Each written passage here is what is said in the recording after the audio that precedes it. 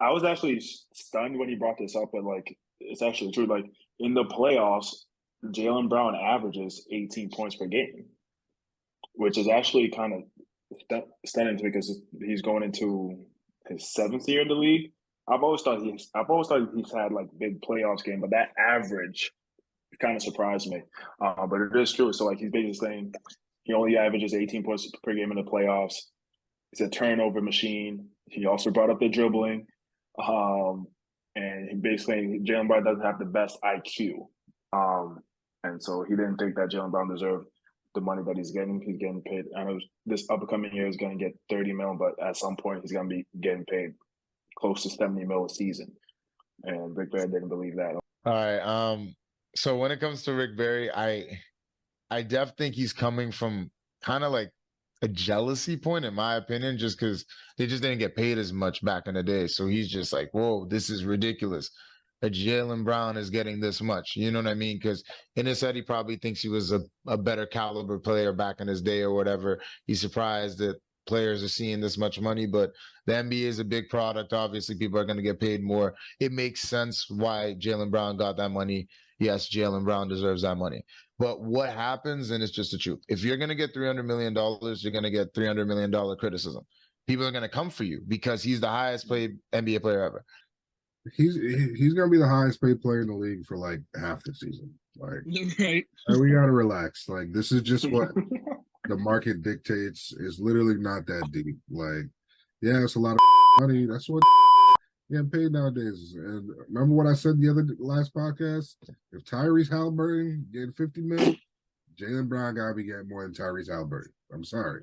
And I don't like when we look at all the we judge players by only their bad moments. Like he averaged almost 27 points per game last season, almost 50% from the field. Like he carries us on nights a lot of times. He carried us in the playoffs sometimes last year. We might not get to Game 7 if it's not for him. Hello and welcome to a special edition of the Plus One interview. And we got the guys from the Audacity Podcast here with us, Joseph, Marvin, and Luke. How y'all doing? Feeling good. Thank you for having us, man. Well, no problem. Pleasure to be here. Yeah, I had to return the favor. They had me on their podcast like 2 weeks ago, so I had to return the favor, have them on here. But first, how did you guys start with the podcast? How did that get come about? Honestly, it was like a couple of years ago. I think it was 2021 or 2020. I forget which year. We were honestly, we have a group chat. We honestly just started texting like each other, just stuff about like basketball, either the NBA, college, whatever it was. We just started texting each other about the sports and stuff. And then somebody had the idea of like, yo, let's just start recording this. And then it took off from there. And then if you want to jump in, yeah, somebody said, let's record this. And then we just started recording. And then we eventually said, we're going to post it somewhere. Yeah, we had an Instagram group chat. At one point, it was called ESPN North Shore because we were all just chiming in. It was a lot of us. It was probably 8 to 10 of us just talking about every sport, talking about basketball, football, everything we could possibly get into it. One of our main guys, Gabe Skelton, he's actually in Florida, so he can't be here right now.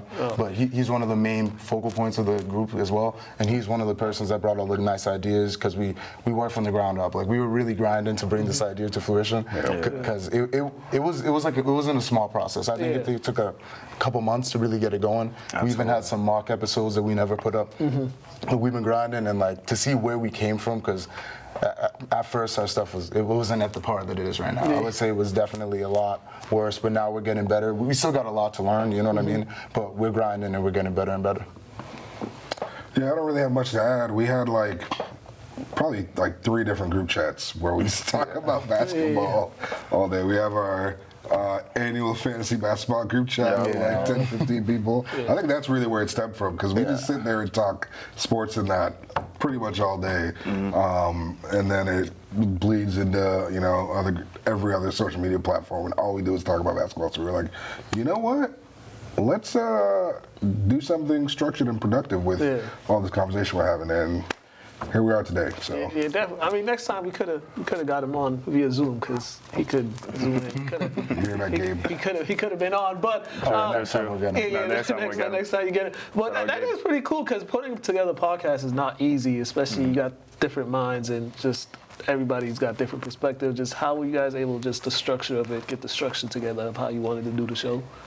I mean, I think we just started like formulating and talking through text, just being like, we lean towards our strengths. Like, good example, like Luke is probably like the head social media person. He's like really nice on social media. He's probably got the biggest following out of all of us, so he knows when to do certain posts, like how to edit certain things. I'm the main editor, so when it comes to the Zoom, like editing the vocals, adding the music, this and that, that's kind of something that I came from doing when I was younger. So I kind of stick towards that.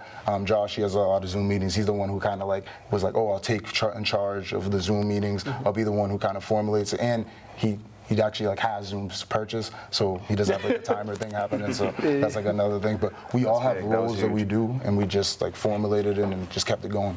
Yeah, and I know you guys mainly basketball. Basketball is mainly the topic of discussion throughout the podcast. Was it because Luke, you played at St. Mary's? Any of you guys hooped in high school as well? Oh, yeah. I played with him. So played at St. Mary's too? Me and him, we played at St. Mary's back in the day. So he was like a couple grades younger than me. We met when I was in 9th grade. He was in 7th grade.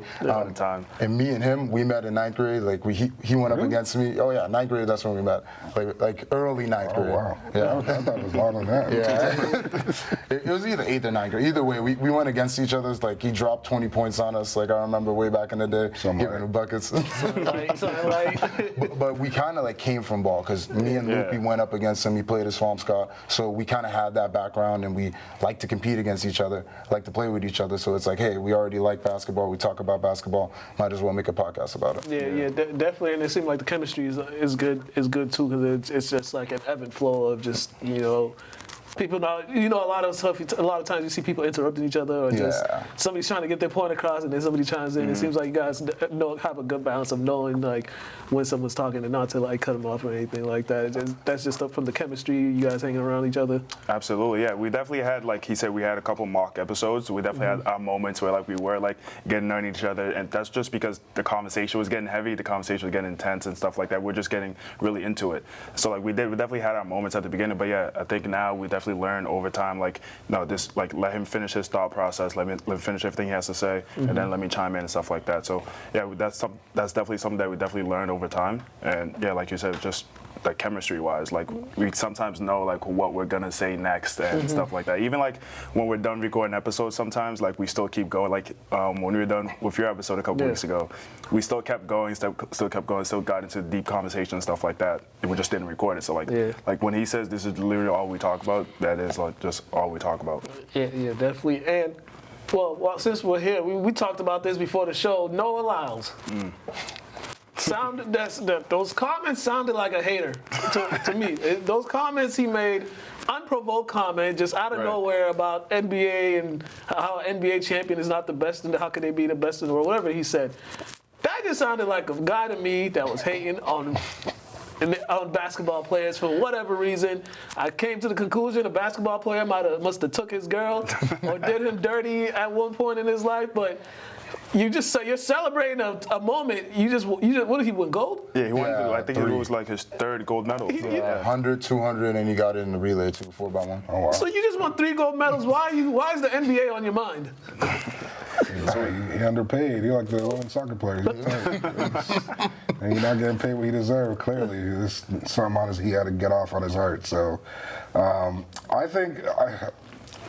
My overall thoughts are it's not like the words that bother me, it's the implication. It's like he was trying to imply that the NBA, the winners of the NBA are not the best team in the world, when we all know that is what it is. Sure, you're technically correct, they're not the world champions, but I'll bet money.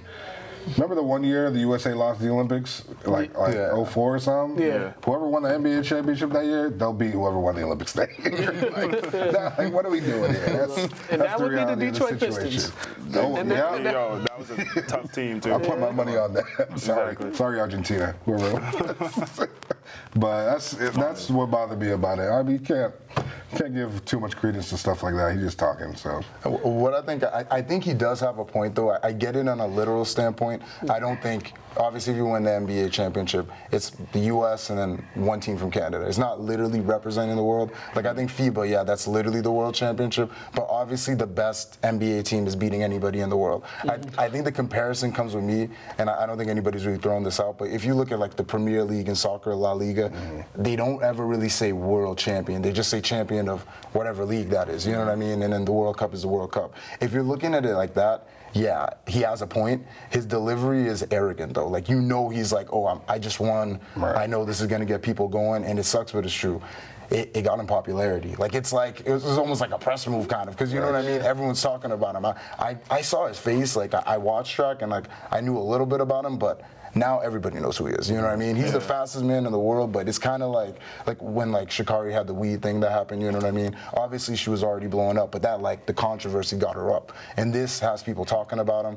I think it's not the greatest thing to say. Like, NBA players should be coming at him, but he has a little bit of a point, and it's controversial enough that it's gonna have people talking. Yeah, no, I definitely understand where you're coming from, because he is right. You know, talking about world champions. I think somebody said it. I think it was Drew Johnson. It's the delivery in which he said it. You know, and he did come off a little bit as arrogant, and I just feel like the NBA is a product of the NBA is already a global league. It's a product of a lot of Europeans, Africans, Asians, Australians. Everybody from the world, or anybody in other leagues in other parts of the world, strive to be an NBA player. So like the NBA is a global product. So I just think I don't think that's what he understood from that with his comments. And I think that's why you see all those NBA players coming at him and saying what they said about that. So I don't know. Like, he is right to his standpoint. I think his delivery was just not correct. Yeah, but still, nobody asked. nobody asked. You just accomplished something that not a lot of people can do. Man. And also by him saying that, it also kind of takes away what Shakira Richardson was doing all that time. Like, she should be the. She also won. She's the story of track and field in those competitions. She's been the one making waves. And just those comments is kind of, people are just going to be like, okay, now we're talking about this guy. We should be talking about what she did and what Team USA did. Mm-hmm. But now we're talking about you and your insecurities or whatever. Because that's literally what it sounds like. You got some insecurities or something. It sounds like a failed hooper. No, he definitely was a failed hooper. Because he said NBA. If he went at the NFL, you know he's smart. Because if he went at the NFL, it would have been a wrap. You know what I mean? Right. He picked the NBA, got some controversy, but you know he balled. Because I hate to say it, because I was a track captain and everything. Almost nobody's first sport is track. I'm not even like trying to, you know what I mean? Like, it's not like that common. It's rare, it happens, but it's just like, he sounds like, oh, I wanted to make the NBA, or I didn't. Well, there's my chance to shine. You know what I mean? Mm-hmm. Yeah, poor guy. Poor guy. Speaking of basketball, let's take it back a little bit to you guys. Luke, you're a state champion. Am I correct? I am not. You just missed it. You just missed it. The year before. I was about to give you some props. Shout out Coach Brown, man. The year before, I was there. I was about to just give you some props. I told you was on that team. I would have took it too now, but I got to be humble. But can you guys talk about that time frame when you guys were at St. Mary's, and also when you were at Swampscott, just that time frame of playing high school ball, and what did that phase do for you guys as you moved on to college, and then as you moved on to adulthood? How did that kind of shape you guys and keep you focused? Yeah, honestly, I think basketball it still is like my favorite sport. I went into college and played football, but I loved basketball. It was just always been my favorite sport. Me and him had countless summers of us literally just waking up, going to Final Playground, going to play ball. Like, I remember that elite summertime. I think it was right before my freshman year, your sophomore year. We literally just played basketball every single day that summer. So for me, basketball has always just been a part of me, and I love watching the NBA. I used to watch the NBA with my brother when you were little, just watching world champs after world champs. World champs.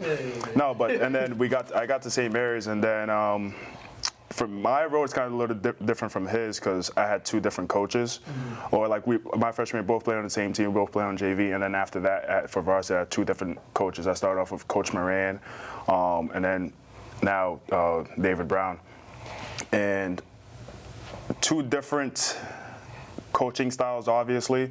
Also, Coach Brown won a ring, has been to multiple state championship games now. And I don't know, I think the program at St. Mary's, with what it was when we were there to what it is now, has come a long way. Mm-hmm. And that's just something that you love to see. Yeah, definitely. During my time, so I was under Coach Moran. I think he's now coaches Fenwick. I'm pretty sure the head coach for them now. But during my time, right before we had won the state championship, so the year 2012, we did beat Cathedral and got the Division IV championship. My senior year was kind of like, we've lost a lot of good players. A lot of good players were missing from the team, and we didn't end up making it as far as we thought we should because we were actually favored to repeat. But we ended up losing to Snowden in a heartbreaker. I think it was overtime or double overtime. I'm not sure. Double overtime. That was a crazy game. Yeah, it was a crazy I hate game. to talk about that. I had something due at 12. I didn't even get it in. I remember my teacher made fun of me and everything during class. It was unbelievable. Yeah, anything about school after that day, bro, nothing happened. It was tough. We were definitely favored to win. I think we were talented enough. We were deep enough. I think there were opportunities or utilizations that didn't happen when it should have happened. You know what I mean? But looking back at it, I know that obviously, like, I gained a lot of bonds. Obviously, this guy was still cool right now. You know what I mean? I do wish I was a part of the transition of like having Coach Brown as a coach because I've just heard so much good things about him and seeing like all the stuff that he did. And even back in the day, I used to play AAU for Mass Ballers, and he would come and then coach sometimes, and I could see like his coaching style was really good. So giving like praise to him and all the success St. Mary's has, I could see like. Right now, I think they're at a better frame than we were at our time, even though we were good. My high school career was not as fun as these guys. My school was just not. We were never that great. We're a football town, so that was probably the sport that got the most attention. I lived in Lynn and moved to Swampscott, so basketball was my thing. I went to KIPP in Aborn, and my brother was going to St. Pius. We were Lynn kids for the most part. We were going to Y Boys Girl Club, that's everything. So our background was really in basketball. That was what we grew up loving, and I would say that's my first love. That's the first thing where I was like, yeah, this is it. Like I love to do this. Like I like my job. I don't love my job. I love basketball. The thing that stands out to me about, I guess, our era, more so me and Marvin, was how good public schools were in the North Shore around that time. Like there were a few years where Danvers High of all schools was really in basketball. They were like smoking everybody. They gave us a 540. Like Coach Walsh. Yeah. Coach Walsh. Like pretty much everybody but Swampscott was really good. Everybody in my school that was like Northeastern Conference, nice, bro. It was tough, and you had to play the schools in the area. Now, you know, English is playing. I don't know who in the GBL. They're not great, and I don't know who's where nowadays. But public school in general is just not. The basketball is just not fun. So I'm very fortunate to be able to look back on those times and the competition we played and how good it was just to play pickup around here. Like to go to the Y, like everybody from different towns would go to the Marblehead Y or the Lynn Y or the Salem Y, wherever it was popping, and there was just a lot of talent in the gyms, and you could really see how good you were because it was. You know what I mean? If you lost, you were off the court for probably the rest of the night. And I miss that atmosphere growing up. I don't really see I coach AU basketball, and I don't really see that out of these kids today. And that's the thing I miss the most. I mean, back to your point on the public schools not being too good. Is it a factor that, this is my opinion, that a lot of parents are taking their kids out of the public schools and putting them into like private or prep school for the wrong reasons, though? Like, if you're gonna put them in there, people put their kids in prep schools, private schools, the educational part. If they're like this super successful athlete or player, it's understandable. But some parents are doing it thinking like their kid's gonna get a better opportunity playing at a prep or a private school than in a public school, not knowing that you're going to the prep school where the guys are 10 times better. And your kid might not even see the bench. I'll speak on this a little bit just because I coach, so I see this firsthand a lot of times.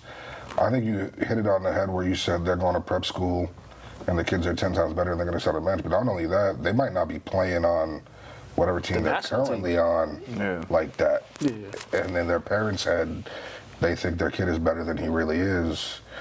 And they'll feed these kids these delusions of grandeur, and the kid gets a big head and he's disillusioned when he's not getting the playing time he feels like he should, when in reality he can barely play defense. He can't sit in front of anybody, right? He can't grasp how to rotate or you got 5 plays you run and you can't remember 5 simple plays with 2 actions each, and these kids think that it's the coach's fault. There's a lack of accountability, I think, from people, but especially children in this day and age for some reason, and in sports in general.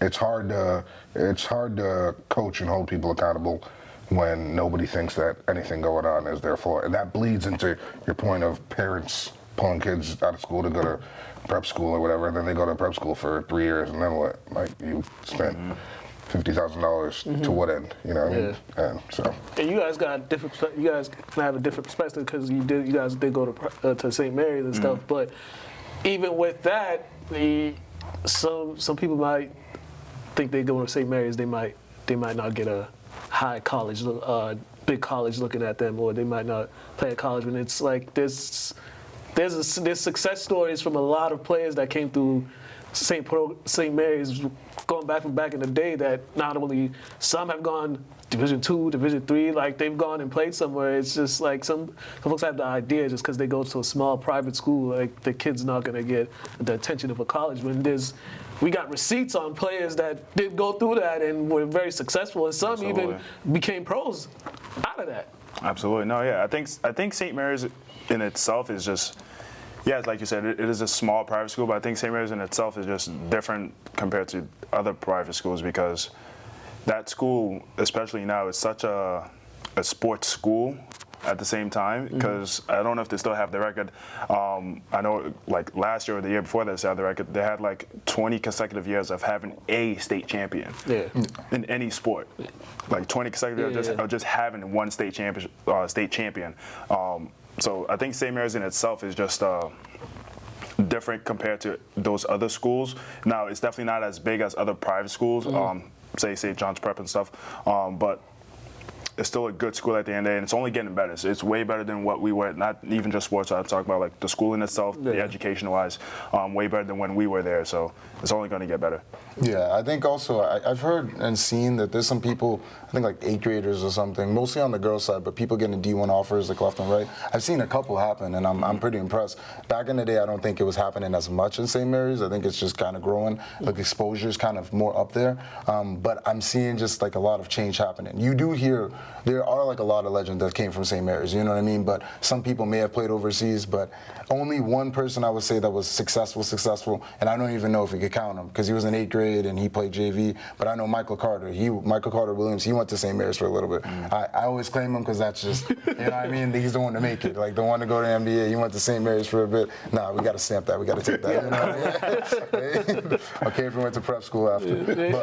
But most people until now, like I'm just seeing, I think, I know, what is it, Phil's sister, Marnell, like she ended up going to BC. She went to Vanderbilt, and now she's playing in Spain. Exactly, and that's really growing. Just the fact that I remember I saw something, what is it, like they were talking about Jeff Newhall and all the success that he's had over there. He's been really killing it, and they actually do have a number of people that have gone D1 in the girls' side, and that's something that you can't like shake your head at that. You got to give them an applaud because you weren't seeing that. I remember when I went there was a girl going D2, and that was a big deal. You know what I mean? But now people are going D1 at this school with what, like 600, 700 people? Like, that's impressive. That's really impressive. Brianna Rudolph, another one too. Yeah, and even if you look, so just Lynn in general, there's so much talent in Lynn. You know, it's spread out everywhere, but you've seen the successes. I mean, Lynn English, they had their success, and a lot of those guys, I mean, I think some of them are still in college right now.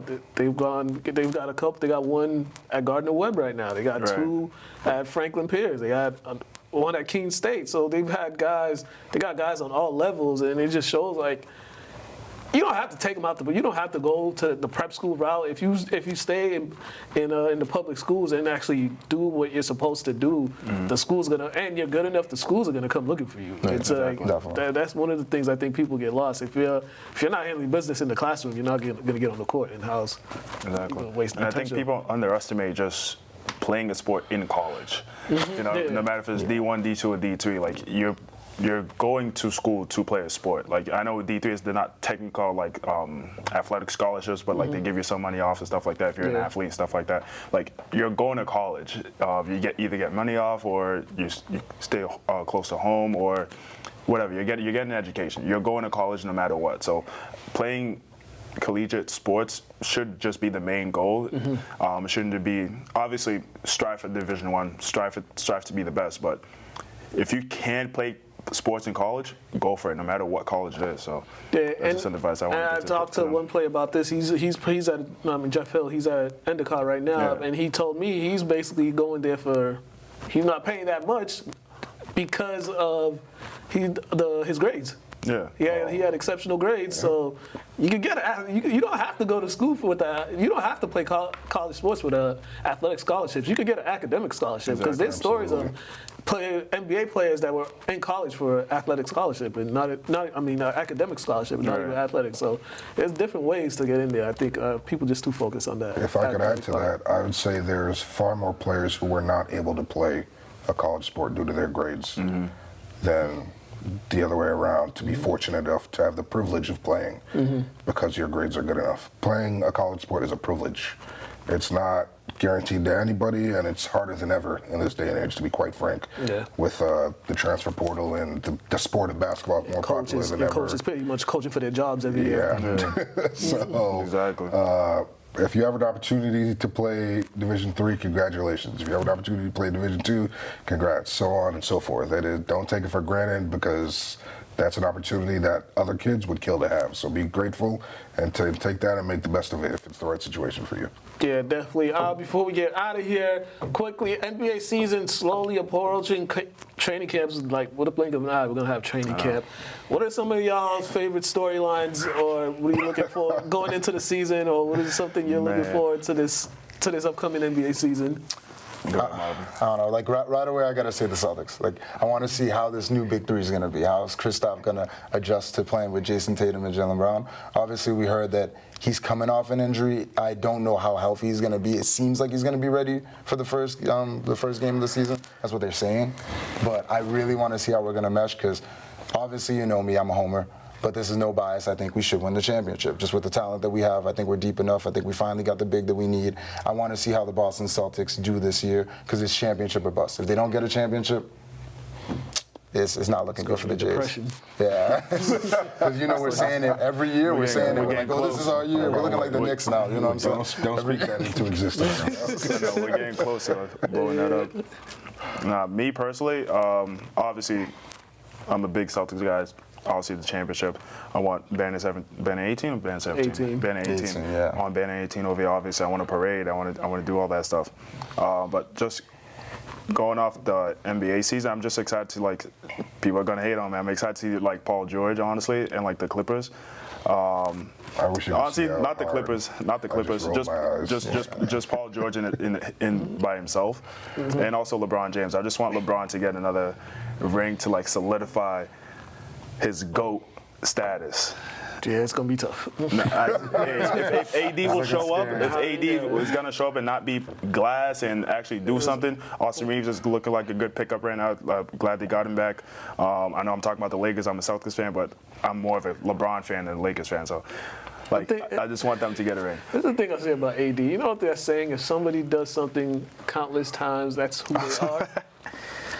Yeah, we reached the point in his career. That's what it is. But when healthy, man, that man is top 5. What am I looking forward to? Celtics, obviously, we want to see them win. I'm very interested to see how the Western Conference plays out. It was interesting last year. I think it's even more interesting this year. Chris Paul and Golden State. I'm interested to see what that looks like. Yeah. I think the Lakers having this team for a full year and getting to go through a training camp, I think is very scary for the rest of the Western Conference. I think the way this roster's built, I think they should go back to the Western Conference Finals. Well, the Finals, a lot of competition out there, but I see no reason why they can't at least make it as far as they did last year with LeBron on one foot and that makeshift roster they put together at the All-Star break. Phoenix, obviously, we want to see how that looks. That should be a lot of points scored, if nothing else. So nothing else. Very interested to see how the Western Conference turns out. And Wembanyama. Wembanyama and Chet Holmgren, the two rookies I want to see. I want to see them play, how productive they are, and how that prototype of these long 3-point shooting centers that are 75 pounds. I want to see how they fare in the league. Oh, man. It's funny how none of us mentioned the defending champions? champs, Nuggets. Yeah, I don't care. They're probably gonna win yeah, again. that's how we would. That's how me and him. That's how me and him win were again last if year. we're being real, but I'll give it to Marvin. Yeah. Marvin was a prophet. So I love them into my. I call You them- call them frauds. They call them frauds. I call them I called that frauds. championship. I saw it coming. I think they came to a point in the season when I was just like, yeah, they're winning it all because it was. They're too good. When your bro. third best player is Aaron Gordon at 6'10", it's tough. And he plays defense. I mean, not even third. Right, exactly. We don't know. The fourth option. Yeah, he's like 3 and 4 because you got him and Michael Porter Jr. They swap out. yeah. So that you got to team is those two deep. guys. They're still team is big and deep. That team is athletic and deep. young. Like that's the thing. Lakers, I feel like probably more talented. Like roster wise, they're deeper. Like but they're top them heavy. dudes are very top heavy and young. Like they got legs. Like them young guys are. Yeah. They're gonna be here for a while. And they still have he should have been 3-time MVP, but they still have That him on the man. team, and We've he's seen him in Serbia. he's having a good time. He's having a good time. Yeah, he's happy over there than over here. Yeah, so imagine after he wins 2 championships, Right. how much more charged up he's gonna be.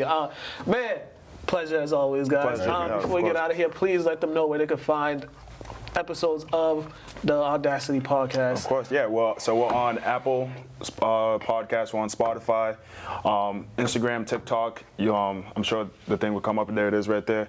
Instagram, TikTok, and also on YouTube. So like, share, go subscribe. We appreciate everyone, man. Thank you. Yeah, definitely. Check out episode 38 because that is the episode I am on. Yeah, so episode check out 38. episode 38. We had a good time on that episode calling Rick Barry a hater because that's what he is. A hater. All right, man. Thank you guys for watching. Have a good one. Appreciate it.